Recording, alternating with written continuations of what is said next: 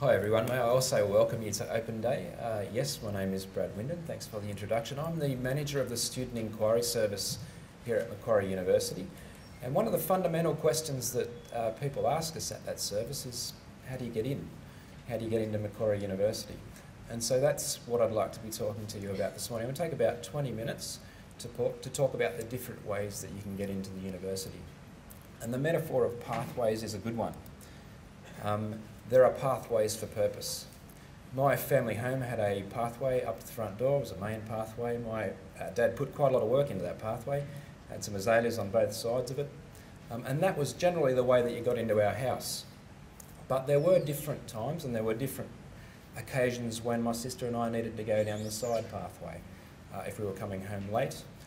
If you forgot your keys, it was no good going to the front door, you couldn't break into that one. But if you went down the other side pathway, there was a window that you could get in through. What I'd like you to have at the end of this information session is some ideas about the appropriate pathways for your purpose. Okay?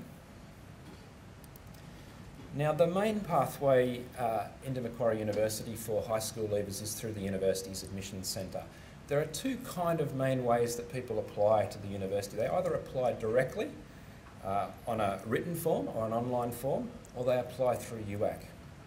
And the principles that underpin application for admission to the university are that people compete for a place. And the way that we organise this competition is, in the first instance, we give you a number that represents academic merit. And that's what UAC do on our behalf, and that's the ATAR. So the Australian Tertiary Admissions Rank is a number that allows you to compete for a place for a finite number of spaces in a variety of courses. So let me talk about, if that's the main pathway down into the university, let me talk about optimising your UAC application.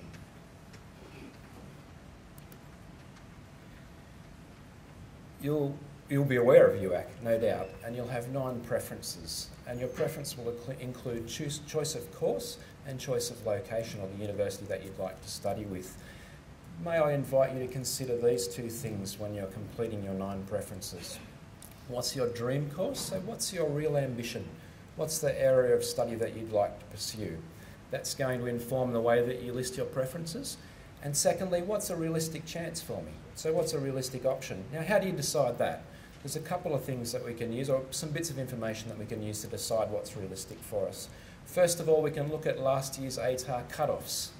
So the number that was required for particular courses at particular institutions. And we can anticipate the kind of ATAR that we might be getting later on this year. And that gives us some opportunity to think about what's realistic. But we don't want to lose sight of what our main goal is, or our real dream preference is. And so, is it important for you to order your preferences in a particular way? Absolutely. It's very important, because they are preferences. So towards the top, you want to put what you want. We don't go out for dinner and ask for the vegetarian lasagna just because we think they've run out of steak. We ask for what we want, and if it's not there, then the next thing will be offered to us. UAC works the same way. The process is from top down. So I apply at number 1 for a BCom laws. UAC checks whether I have the ATAR over that cut-off. If I've got it, the offer's made to me. If I don't, the process is to check my number 2 preference. If I don't make my number 2 preference, the process is to go down the list. You're not disadvantaged by missing out on that top one. Things will get checked all the way down. So include towards the top of your preferences something ambitious, but also include some realistic things in the middle.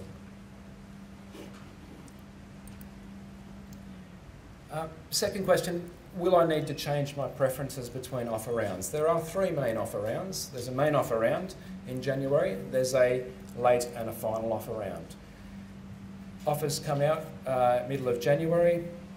Do I need to change my preferences? If you've listed your 9 preferences carefully and in a considered way, it's unlikely that you'll need to change them. But there are 2 reasons why you may change them after that main round offer's made. The first reason is you don't get an offer. So in that middle of January time, if I haven't received an offer, I'd go back and look at my preferences and I'd consider whether I've been shooting a bit high. Okay, maybe I need to include in my list some things with lower cut-offs. Now what might happen then is, in the next round, I made an offer for something else. Now it won't be my dream, but it will get me in. Once I get in, I might be able to move around, and I'll talk about that in a minute. The second reason why I might change my preference is that I've changed my mind. So middle of January, offers come out. I've got an offer there for the Bachelor of Commerce with law again, and I've thought, I don't really want to do law anymore. Actually, I've changed my mind completely. I'd like to do ancient history. So I go in and I change my preferences. I've already got that offer in the main round. I could actually accept that, and that's mine. I can come and enrol in that if I want. But if I change my preferences, UAC will do the same assessment again. The same competitive process will happen for the late round. I've put ancient history at number 1 now for this next consideration. Do I meet the cut-off for that? Yes, I do. A second offer comes to me in that round, and I can do that for the final round as well. So in theory, you could get a number of offers in those offer rounds, and you then decide at enrolment which one you'd like to enrol in.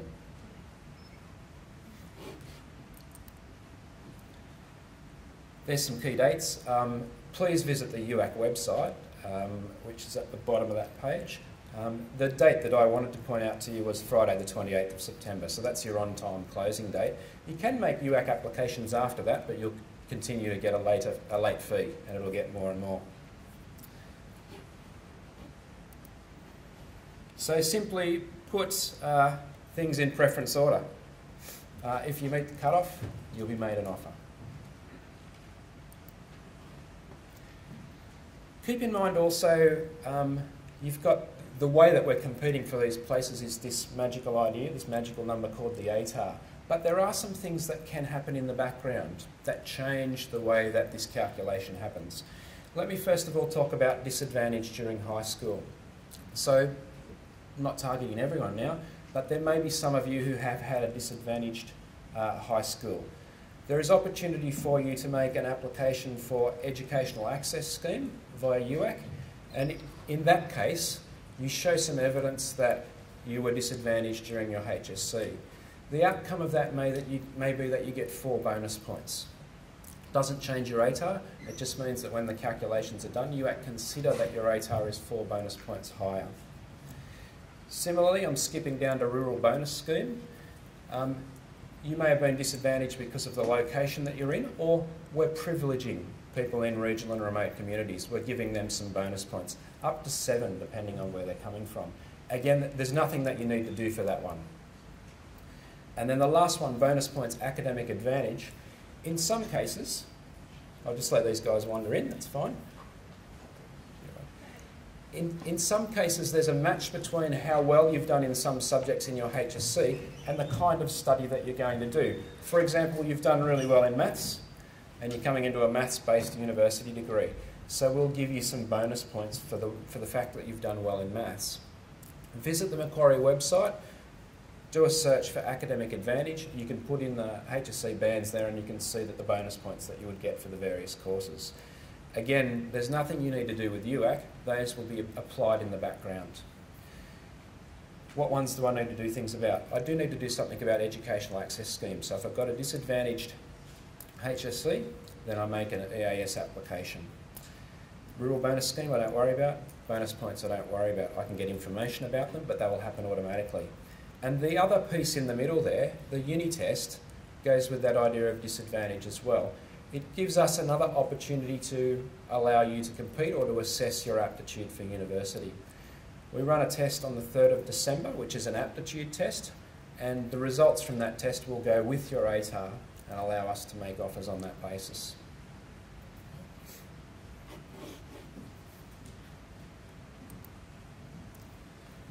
So pathways, that's the main pathway. UAC is the main pathway. And the fundamental way you're competing down the UAC pathway is by this number, this Australian tertiary admissions rank. However, there are other ways to get in. You may not have the ATAR that you're expecting to get for a range of reasons, and you may need to go down the side passage, or find some other way in. The first one that I'd like to talk about in terms of alternative pathways is internal degree transfers. So in some cases, and it happens significantly, students will be made an offer to a lower preference course. So I've got no particular attachment to the BCom laws, but I keep saying that. So my first preference is Bachelor of Commerce with Laws. My second preference is Bachelor of Science and Bachelor of Arts, and I've got a few included in my list. I don't get my dream preference, but I am made an offer to the Bachelor of Arts. I have the opportunity to accept that offer and to begin enrolment in that course, and then to request a transfer to my preference.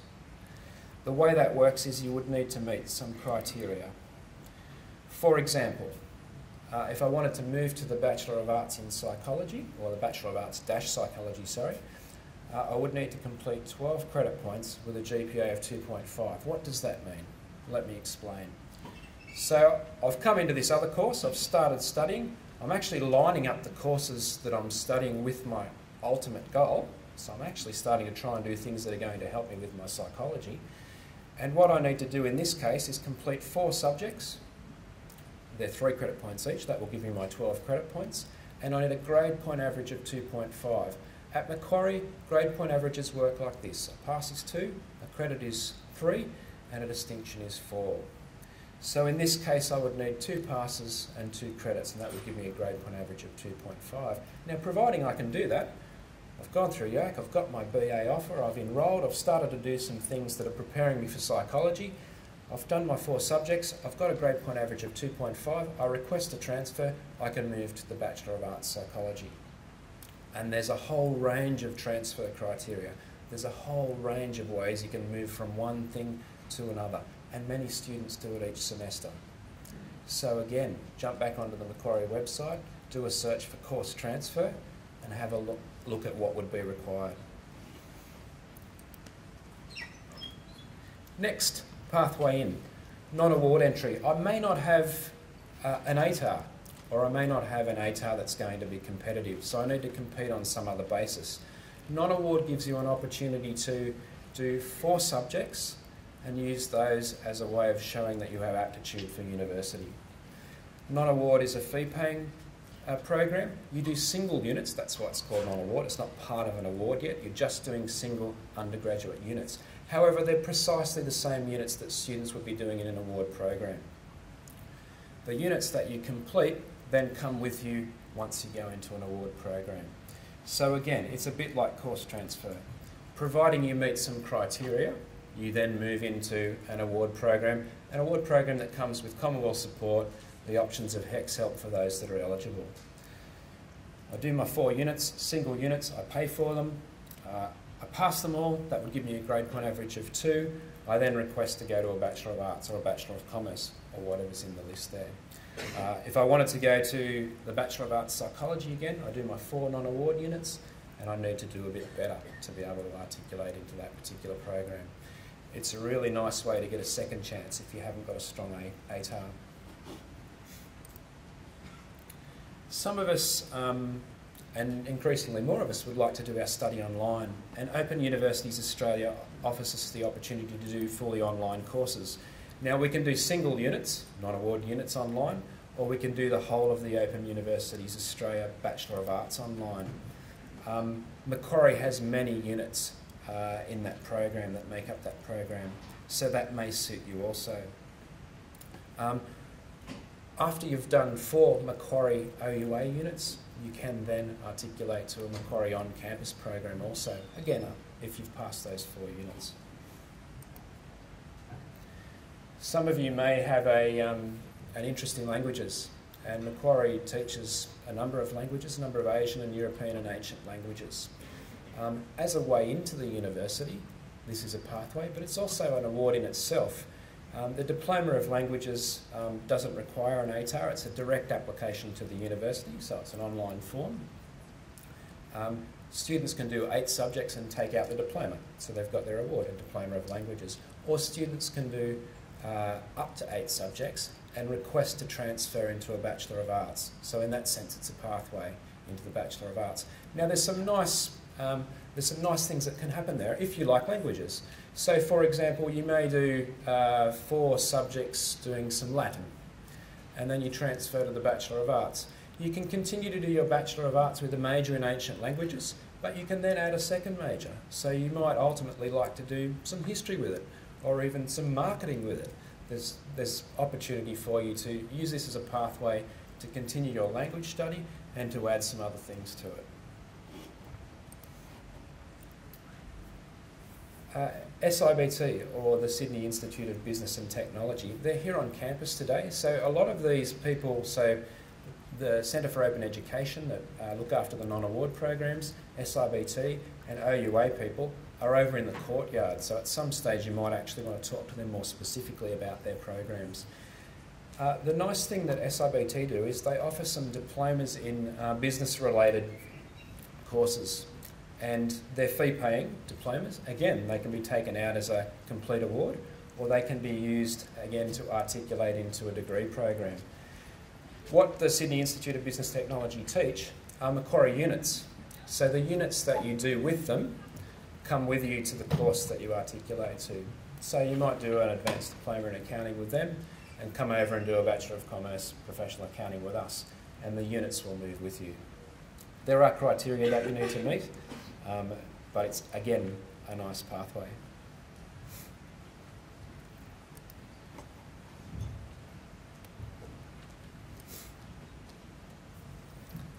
And then finally, there's a couple of pathways around the TAFE space. So you may not have an ATAR this year, or you may not have a competitive ATAR this year. You may have an interest in a range of subjects that can be completed at TAFE, or courses that can be completed at TAFE. If you complete a diploma at TAFE, or an advanced diploma, or an associate degree at TAFE, one of the things that that achieves for you is it generates a rank for you to apply through UAC next time. So this year I don't have an ATAR to compete for a place. Remember, admission's based on a kind of competitive process. I go to TAFE, I do well at TAFE, I make a UAC application. My TAFE studies give me the academic merit to compete for a place at the university. The better you do at TAFE, the better your rank, the better the chance that you've got to get in. And the second nice part of that is completed diploma level studies at TAFE will generate credit towards the studies that you do here as well. Now there's some information that goes with that as well. Clearly, if you do a TAFE diploma in hypnotherapy and want to come to a Bachelor of Arts at Macquarie and do commerce, the transfer of the credit to that degree is not going to be everything. So what you do at TAFE would ordinarily need to align with the subjects that you're doing at Macquarie when you come across. But it's a nice stepping stone. I go to TAFE, I generate a way for me to compete for a place at Macquarie, and I also do some subjects that I'll be able to include in my award at Macquarie. And just a second part of that, there are some direct articulation agreements we have for some courses. So specifically for science and human resource management or hospitality, these particular TAFE programs allow a direct application as well. So if you've gone to TAFE and done a diploma in science, you can do two things. You can make a UAC application the next year, and you can compete on the basis of the number that's generated by that UAC application, or you can apply direct to the university, and our science faculty will assess your application, or our business and economics faculty will assess our application. So keep in mind TAFE as well. Now I've come to the end. What I've done is described a couple of things. I've described what we're trying to achieve, and that is getting in. And I've described the main pathway that we use to get in, and the main way that we assess those applications, which is competition around academic merit. UAC is the main pathway. There are some special schemes that give our UAC applications assistance that we talked about. And then there are other ways to come in as well if UAC isn't the pathway that suits us. I'm very happy to answer questions from anyone. Yeah? Is the ATAR only for current Year 12 students? Absolutely, yeah. So it changes its name to rank. It's still a number after that. But the non-current school leaver cut-offs, so we publish the ATAR cut-offs, or UAC on our behalf publish them every year. The non-current school leaver cut-offs aren't published. They're very similar cut-offs, but it's a rank after that, mostly because other studies get involved. So you've got your ATAR, your high school studies, but if you've also done some TAFE, then the calculation of the rank is a combination of the two. Yeah? You haven't mentioned going down the stat test route. Is that the way of getting an ATAR? Stat test, high school leavers aren't eligible to do stat test. So absolutely, stat test works if you've had a gap between your high school and your application. Uni test is similar, so it's in the same cluster of assessments, but only non-current school leavers are eligible for stat test. At Macquarie. Yeah, so. If I in year 4 I attend some competitions and was awarded or something like that, this how affect like Not instantly. So things that are not measurable in the first instance don't help you down that main pathway. So UAC's brutal like that. The UAC pathway is just about numbers. So it's about your ATAR and generating a rank. If you've done things, enhancement programs, if you've done some of those other things, then some of our direct application pathways give the opportunity to show what you've done. For example, that last one, Diploma of Science. So if you apply direct to the university and indicate that you've got some of those other skills or you've achieved some of those other things, then that's going to help your application.